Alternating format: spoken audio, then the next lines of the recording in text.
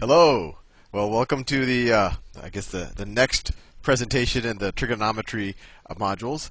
Just to start off a little bit, let's review what we've done so far. Uh, in the last couple of modules, we learned the definitions, or at least I guess we could call it a partial definition of the sine, the cosine, and tangent functions. And the mnemonic we used to memorize that was SOHCAHTOA. Let me write that down. SOHCAHTOA.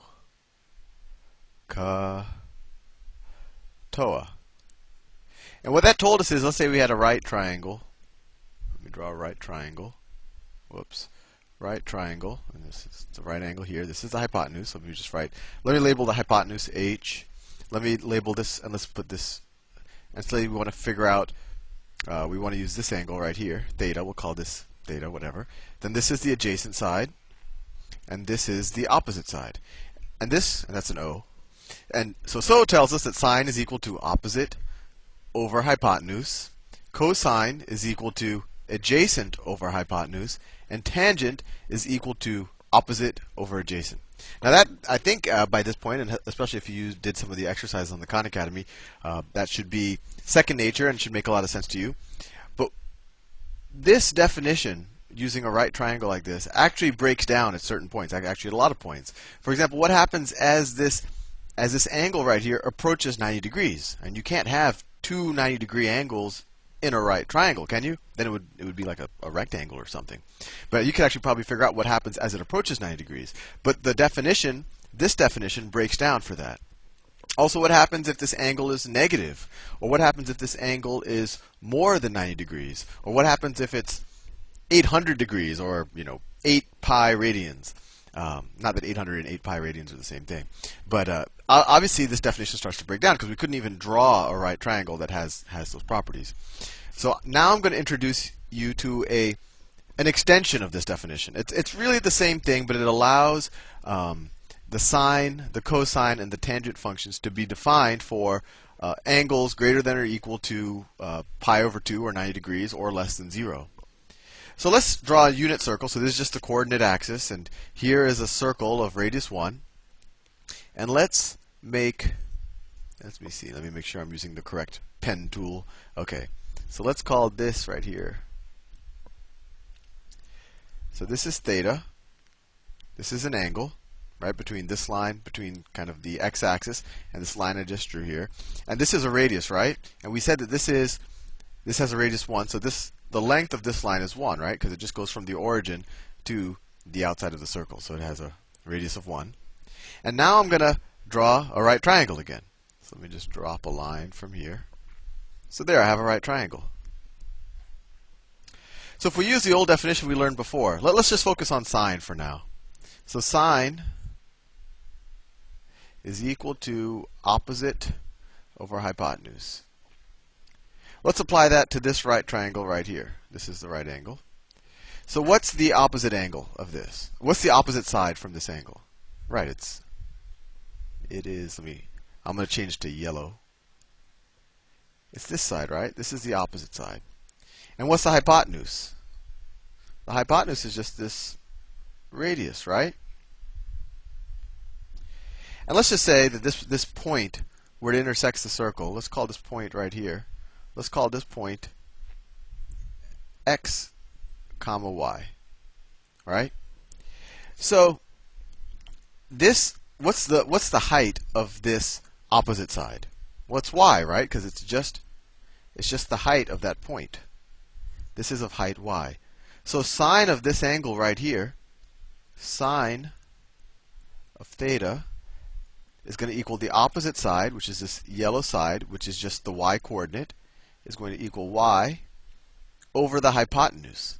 The hypotenuse is this pink side here. And what's the length of the hypotenuse? Well, it's the radius of this unit circle.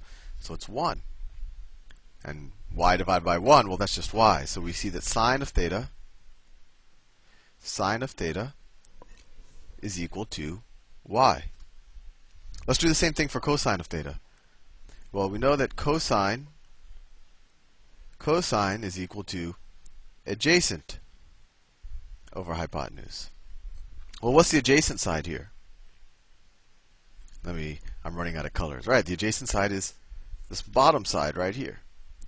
So that would equal, so if I said, I'm running out of space too, cosine of theta would equal this gray side, which is the adjacent side. And what is that? What is this? What is this length? What is the length of this side? Well, it's just x, right? If this is the point xy, then this distance here is x, and we already learned this distance, or we already observed that this distance is y. So this distance being just x, we know that the adjacent length is x. So we say cosine of theta is equal to x over the hypotenuse. And once again, the hypotenuse is 1. So cosine of theta is equal to x. I know what you're thinking. Sal, that's very nice and cute. Cosine of theta equals x, sine of theta equals y. But how is this really different from what we were doing before? Well, if I define it this way, now all of a sudden, when the angle becomes, let's say, 90 degrees, let's say this is, now I can actually define what sine of theta is. Sine of theta now is just y, is just the y coordinate, which is 1. If theta is equal to, I'm going to make sure it's very messy right here. If theta is equal to 90 degrees, or pi over 2 radians.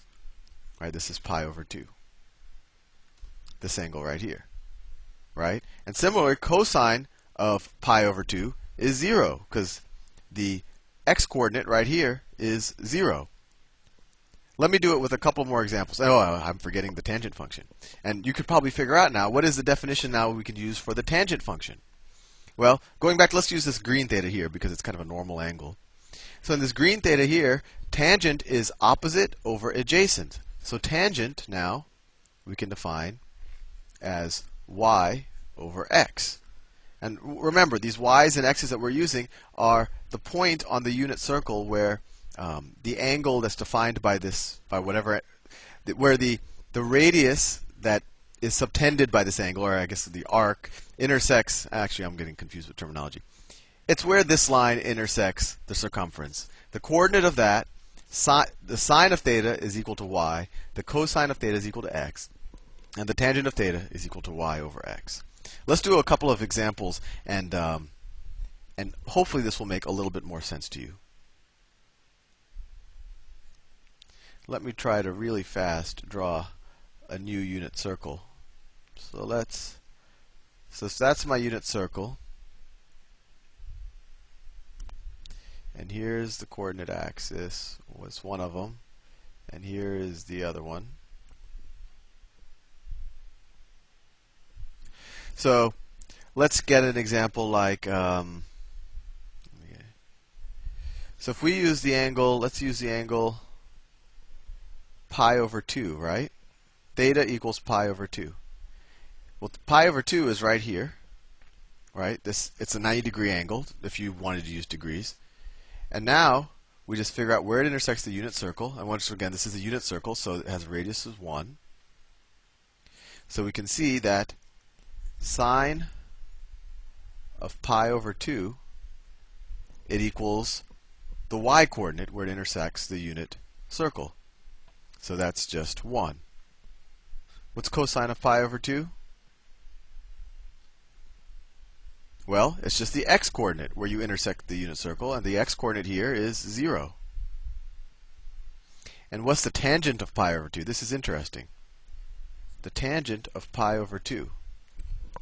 Well, the tangent we defined now as y over x. So the y-coordinate, this is the point 0, 1, right? The y-coordinate is 1. So it equals 1 over 0. Yep. So this is undefined. So still, we don't have a tangent function that can define itself at certain points. But in the next module, we're actually going to graph this, and you'll see that it approaches infinity. And similarly, we could try to find the functions for when theta equals pi, right? That's like 180 degrees. That's this point right here. So sine of pi, what's the y-coordinate at this point? Well, this point is negative 1 comma 0. So the y-coordinate is 0. What's the x-coordinate? Cosine of pi, that's negative 1. And of course, what's the tangent of pi, radians? It's y over x. So it's 0 over negative 1. It equals 0. Hopefully this makes sense. Now in the next module, I'll actually graph these points, and you'll see um, I guess how it all comes together and why it is useful to define the sine, the cosine, and tangent functions this way. See you soon.